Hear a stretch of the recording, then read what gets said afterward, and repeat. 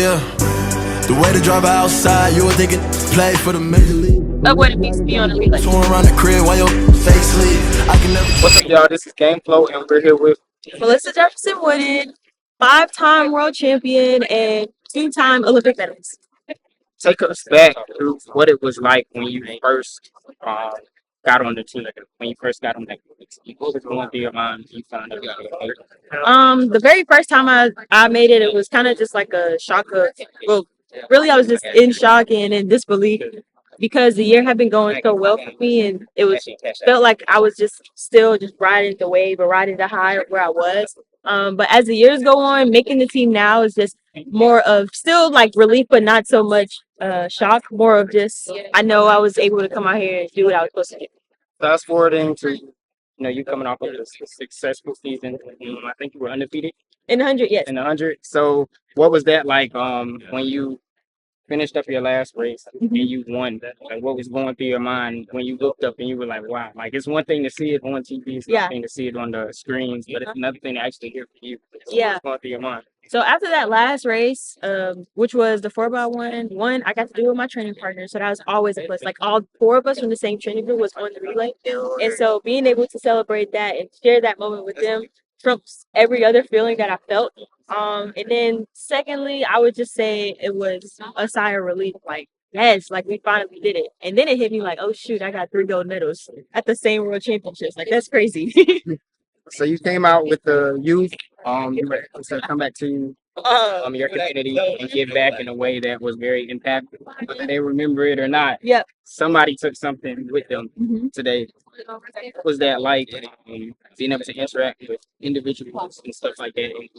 Yeah, it means a lot to me. I feel like one of the biggest things that we should get away from and start doing is bridging the gap or bridging the community. Like you said, my community. I'm from Georgetown and from Georgetown County, but obviously we're doing this in Horry County. But it's just showing that, like at the end of the day, it's not about where you're from. It's about what the goal is, what the mission is. That is to bring all of these kids together to show them, like, hey, there are people from another state or another county that can do just the things that you can do, and vice versa. Also instilling in them that with hard work and dedication and surrounding yourself with people who can help you is a really good thing to have in your corner. And track is a mental sport. It's very mental.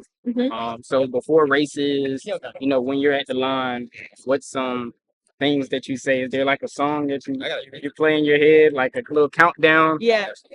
So when I'm on the line, I don't really say too much to myself because I'm like, by the time I get to the line, okay, the work is done. Like there's no going back. You either got it or you don't. So the last thing I tell myself before the starter says on your mark, I'll, depending on what the race is and what I know I need to be doing in that specific race, I'll say anything like, make sure you get out like your life depends on it. Be aggressive, stay on top of it, run away from them. It just depends on the race. And then after the starter says on your marks, I just kind of be like, here we go. And that's it. And you look like a God-fearing woman. Yep. With kids that are watching, that are trying to get into the sport, some of them get frustrated. They don't really understand. What's some motivational advice that you can give to them? Yeah. So keeping God first is always, it trumps everything else. And then just surrounding yourself, having that spiritual, kind of like spiritual surrounding in a sense, if that makes sense. I'm very grounded in my faith. I know that I don't have the success that I do without God.